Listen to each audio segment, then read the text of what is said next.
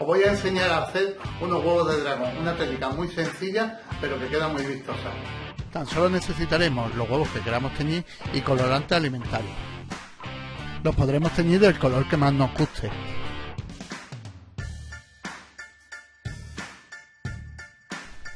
En una olla pondremos agua, sal y los huevos que vayamos a cocer.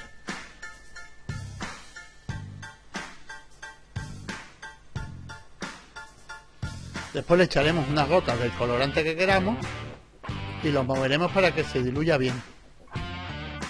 Lo pondremos en el fuego y esperaremos a que empiece a hervir.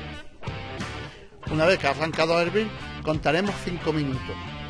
Una vez que ha pasado esos 5 minutos, cogeremos el huevo, lo sacaremos y empezaremos a grietear la cáscara. Para ello utilizaremos una cuchara. Con cuidado, solo queremos que se agriete la cáscara. Luego lo volveremos a poner otra vez en la olla y seguirá hirviendo durante 3 minutos más.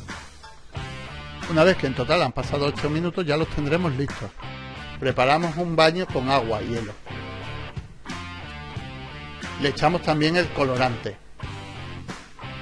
Lo moveremos para que se integre bien y ya lo tenemos listo para poder enfriar nuestros huevos.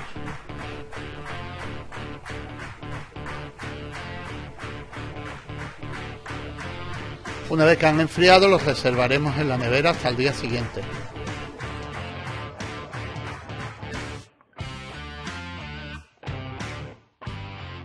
Pasadas 24 horas ya los tendremos listos. Le quitaremos el agua y los podremos usar.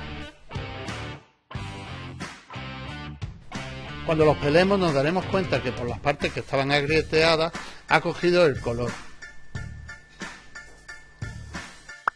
Si te gusta este vídeo y quieres aprender más sobre técnicas de cocina, acuérdate, suscríbete, dame un like y déjame un comentario.